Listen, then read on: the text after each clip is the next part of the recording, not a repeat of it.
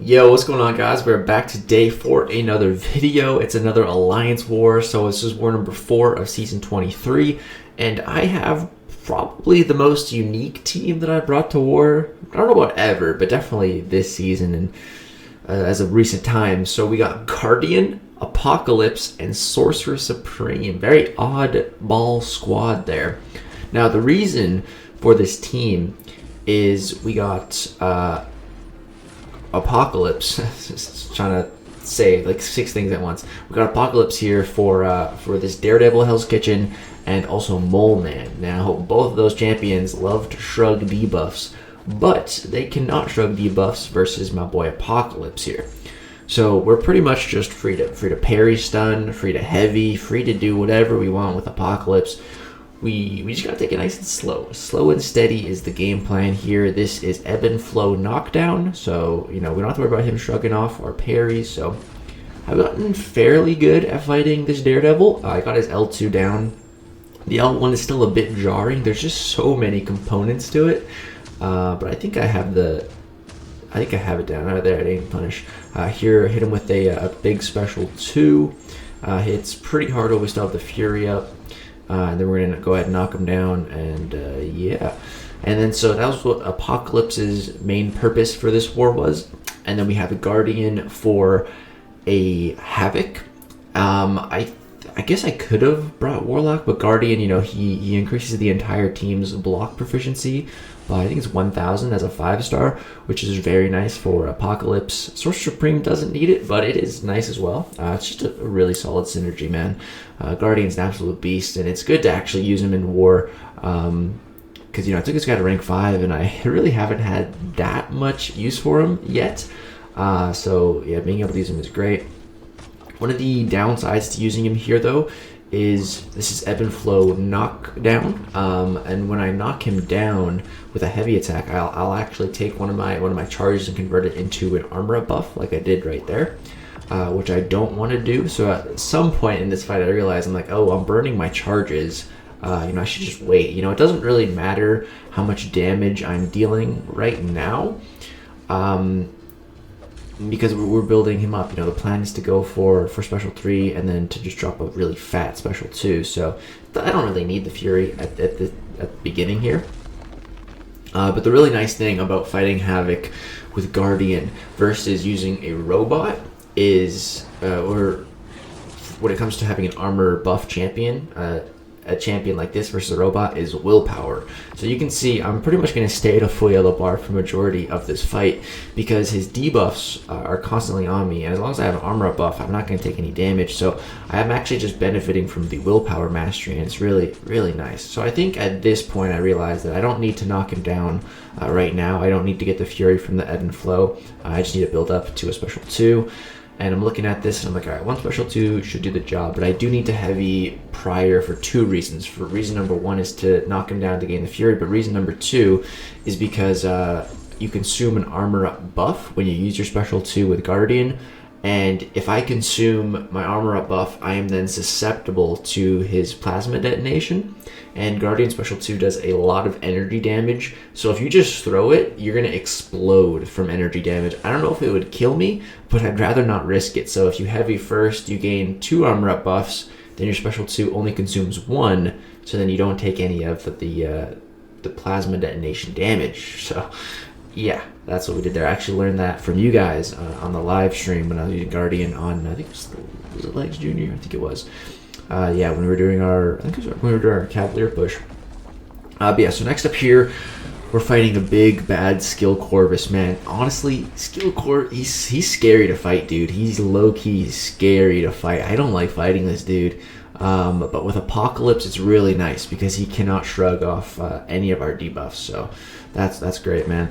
I actually died to a skill Corvus 2 seasons ago using a Sunspot. I got hit 3 times.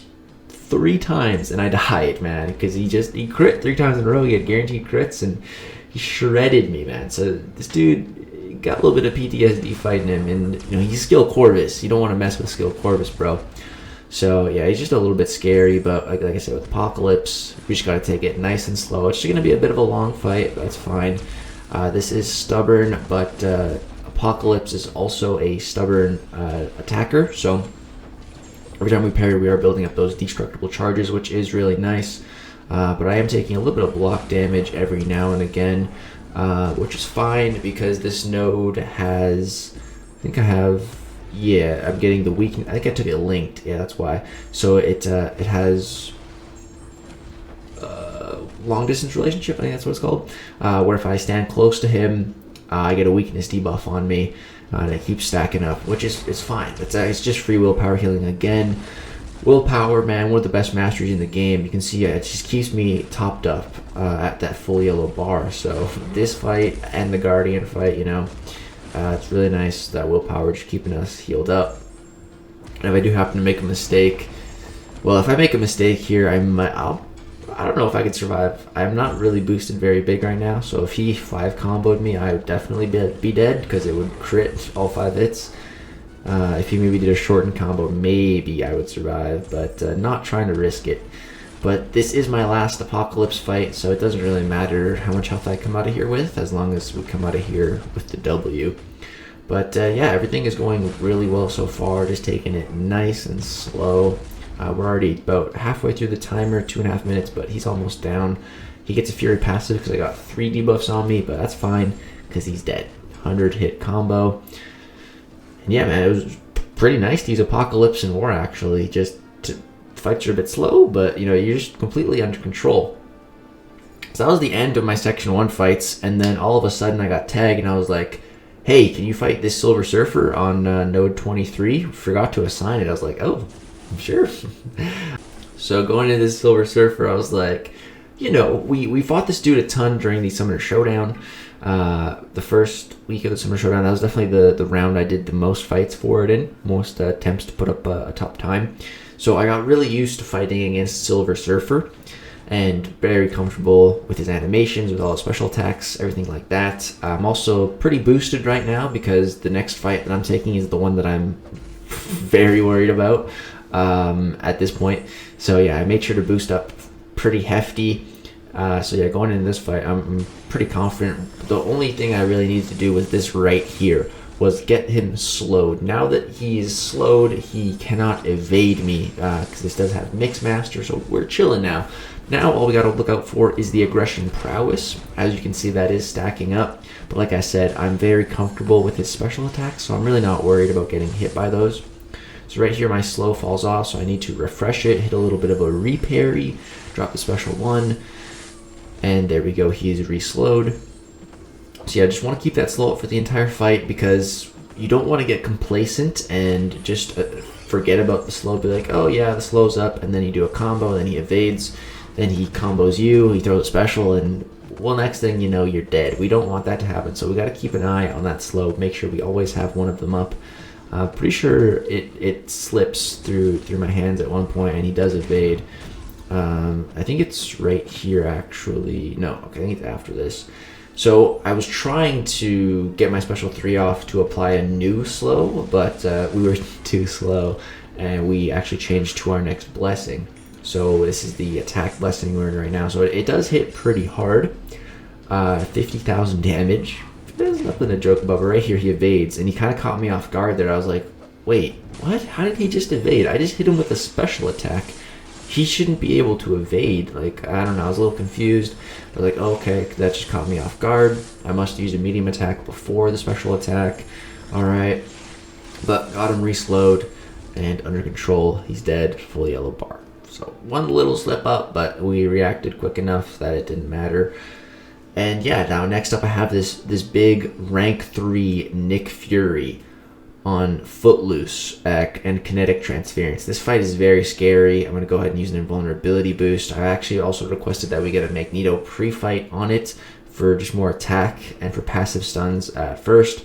So yeah, this is a very scary fight, man. I saw Dreamin' do it though, but he did it without Stubborn.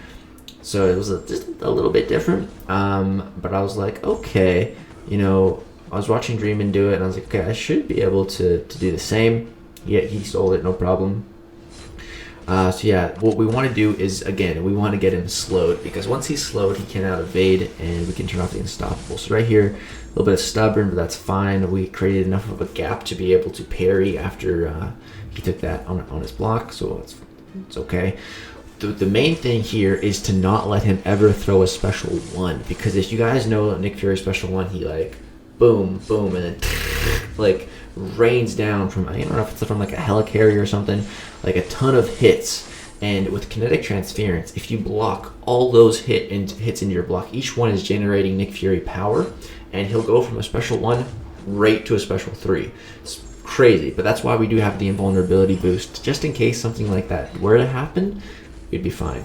But yeah, we are able to use the kinetic transference to our advantage by letting him hit our block a bit to get him to 2 bars, which is useful.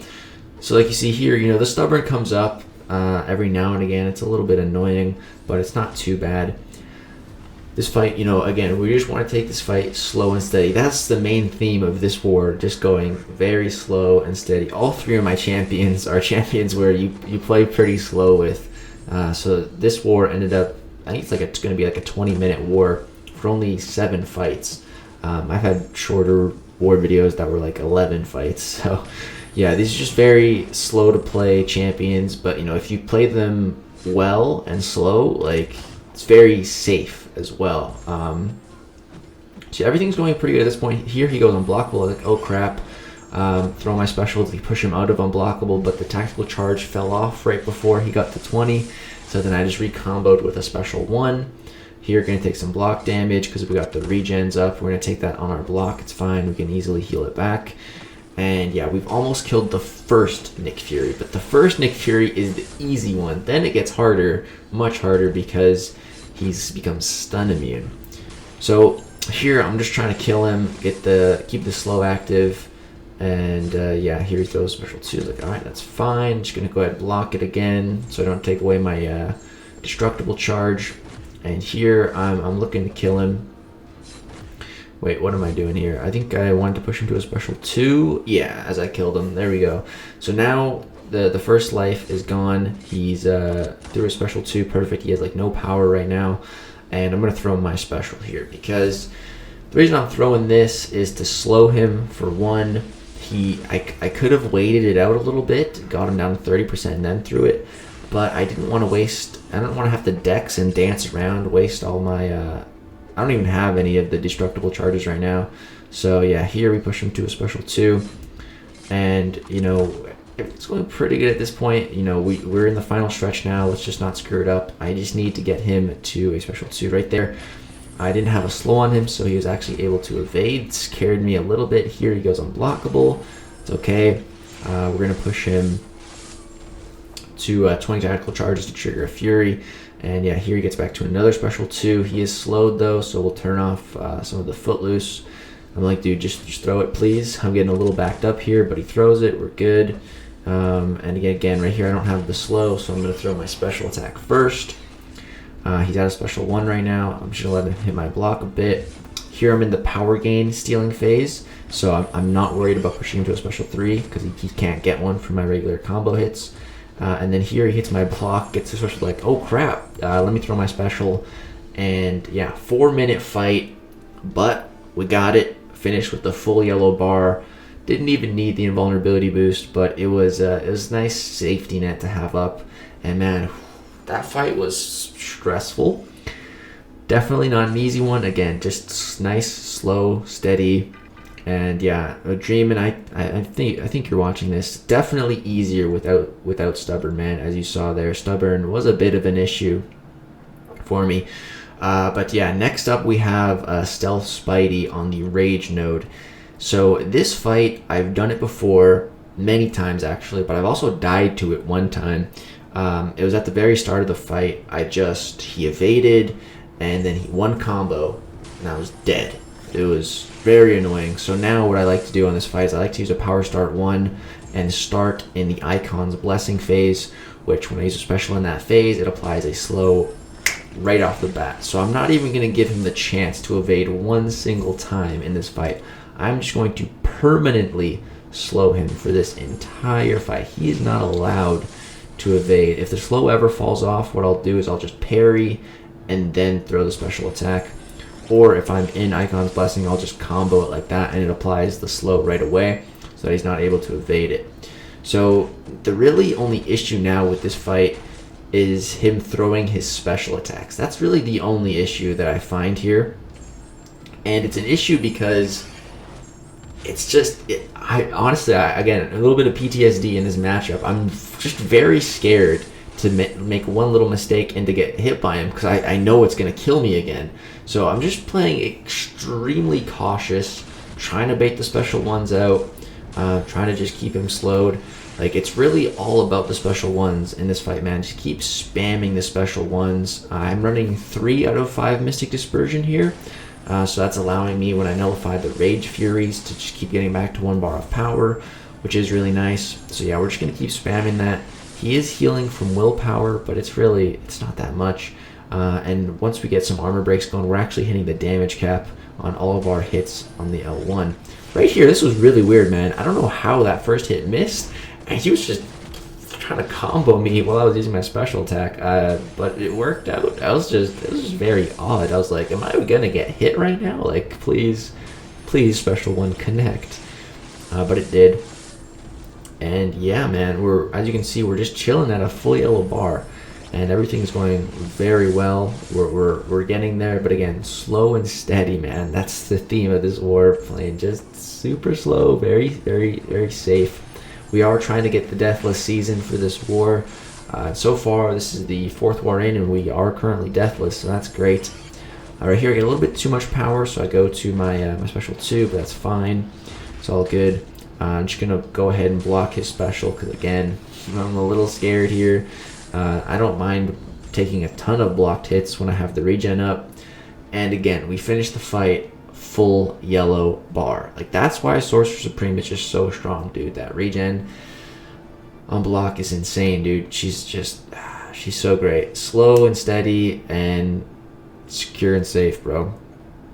The 4 S's of Sorcerer Supreme, which is funny because she has 2 S's in her name. And then we have one more fight here. So all my boosts had fallen off because I needed to wait for energy to get to this Emma. I just threw on like a 10% attack and health boost. You know, I'm really not scared of this Emma Frost. Has aggression prowess, so if you slip up on her Hell1 when she has a couple of those prowesses, it could be pretty bad. But I'm very, very confident at fighting Emma Frost. Her L1's very easy to evade. Once you learn it, the inverted timing, it's actually easier to evade inverted, I find now. But at one point in the fight, I'm like, why am I evading these? I'm like, you know what? I'm gonna just block them. So at one point, I just start blocking them. And it's really not a big deal. Even when I don't have the regen on block, this is my final fight of the war. So it doesn't matter if I come out of here with 100% health or 1% health. As long as I come out of here with the full attack bonus, it's fine. So yeah, we're trying to keep her armor broken as much as possible so we can prevent her from being in her diamond form. And again, you're just going to see me blocking those special ones. When I have the regen up, we just heal the damage back anyways, so that's really nice. Yeah, I can keep these armor breaks up. And yeah, this fight's going pretty well. I'm going to end up pushing her to a special 2. I think it's right here by accident. I don't know how to evade Emma's special 2.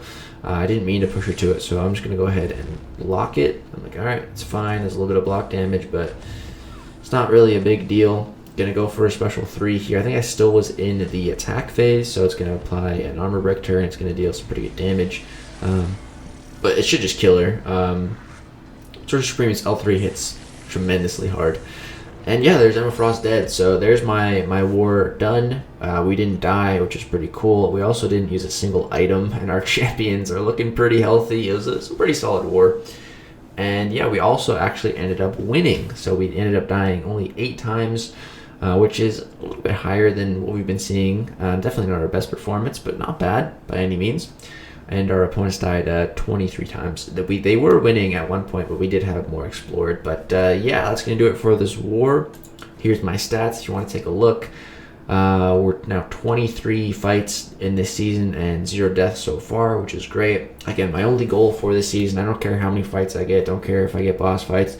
My only goal is to not die, to finally have one season where I just did not die a single time. I've never done that, so that's my goal. And yeah, that's going to do it for this one, guys. If you enjoyed, drop a thumbs up. Let me know if you guys enjoyed this attack team, or maybe it was a little bit boring, very slow.